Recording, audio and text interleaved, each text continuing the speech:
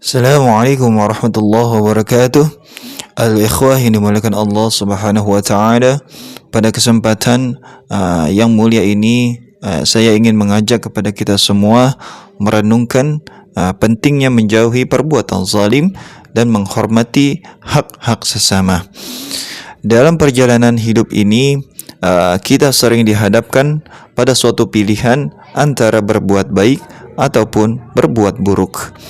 Marilah kita lihat bagaimana Allah Subhanahu wa taala dan Rasulnya mengajarkan kita untuk selalu berada di jalan yang benar. Ayyuhal ikhwah yang dimuliakan Allah Subhanahu wa taala, Rasulullah sallallahu alaihi wasallam bersabda, "Antu akilahu aw natabassam fi wajhi aw tanal min syai' fatakuna 'aunan lahu wal 'aunu syirik la takhalifni ahli taqwa wa la nakhadin ahli al-khataya wa la nujalis ahli al-ma'asi wajtanimil maharim kullaha wattaqi ahlaha." Atau kamu memberikan makan, atau tersenyum di wajahnya, atau mendapatkan sesuatu darinya, maka kamu akan menjadi penolong baginya. Janganlah kamu menyelisihi orang-orang yang bertakwa, dan janganlah kamu berteman dengan orang-orang yang berbuat dosa. Dalil ini mengingatkan kita bahwa setiap kebaikan sekecil apapun akan mendapatkan balasan dari Allah Subhanahu wa taala.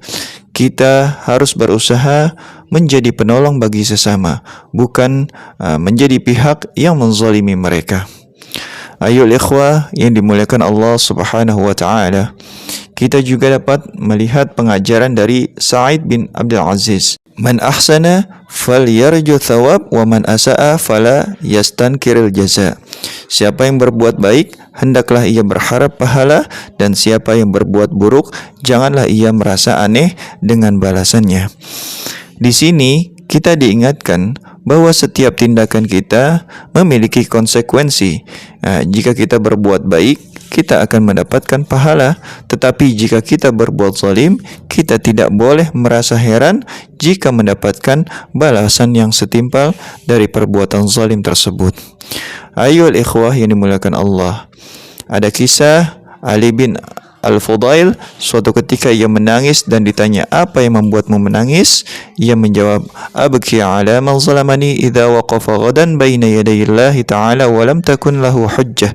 Aku menangis karena ada orang yang telah menzalimi aku ketika ia berdiri di hadapan Allah esok hari dan tidak memiliki hujjah.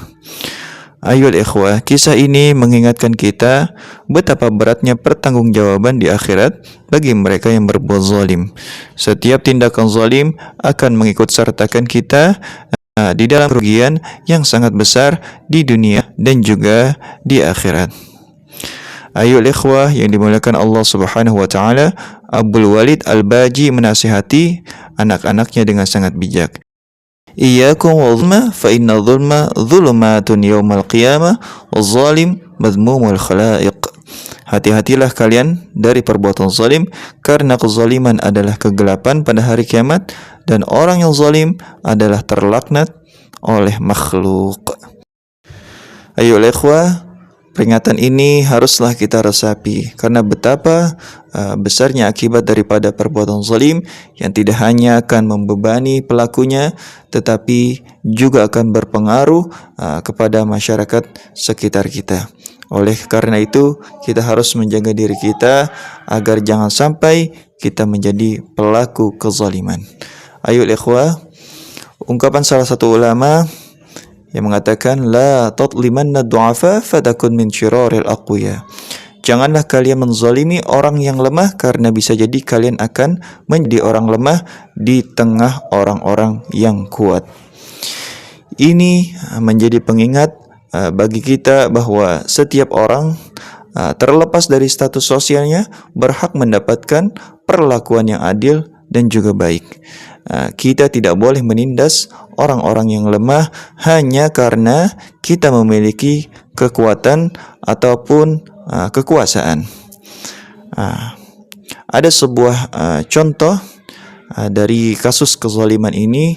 Marilah kita ambil pelajaran dari kisah seorang penguasa zalim, yaitu Haman, yang hidup pada zaman Nabi Musa. Haman sebagai menteri memiliki kekuasaan yang sangat besar, tetapi ia menggunakan kekuasaannya untuk menindas dan menyiksa Bani Israel. Ia berusaha menghancurkan iman mereka hanya untuk mempertahankan posisi dan kekuasaannya. Allah Subhanahu wa taala akhirnya membalas kezalimannya dengan menenggelamkan dia dan kaumnya di lautan. Kisah ini mengajarkan kita bahwa kekuasaan yang dibangun atas kezaliman tidak akan bertahan. Allah akan selalu menegakkan keadilan dan tidak ada yang bisa melarikan diri dari konsekuensi perbuatannya. Ayuhal ikhwah yang dimuliakan Allah Subhanahu wa taala, kita hidup di dunia ini dengan tujuan yang jelas, yaitu untuk beribadah kepada Allah Subhanahu wa taala dan menjaga hubungan baik dengan sesama kita. Marilah kita berusaha untuk menjadi pribadi yang adil, yang tidak hanya menghindari tindakan zalim, tetapi juga aktif di dalam menegakkan keadilan. Kita harus ingat bahwa setiap tindakan kita akan dimintai pertanggungjawabannya di sisi Allah Subhanahu wa taala. Seiring kita menjalani hidup, marilah kita ingat bahwa setiap kebaikan yang kita lakukan, sekecil apapun itu juga akan senantiasa dicatat dan kita akan mendapatkan balasan yang setimpal, bahkan lebih besar. Sebaliknya, setiap kezaliman yang kita lakukan akan menghantui kita di akhirat kelak. Jangan sampai kita menyesali tindakan kita ketika sudah terlambat. Semoga Allah Subhanahu wa taala senantiasa membimbing kita untuk berbuat baik dan menjauhi segala bentuk kezaliman apapun bentuknya itu. Semoga kita semua menjadi pribadi yang penuh kasih, sayang, adil, dan selalu berusaha untuk menjaga hak-hak orang lain. Ayo ikhwah, marilah kita juga bersama-sama menciptakan masyarakat yang lebih baik di mana keadilan dan kasih sayang menguasai interaksi kita sehari-hari.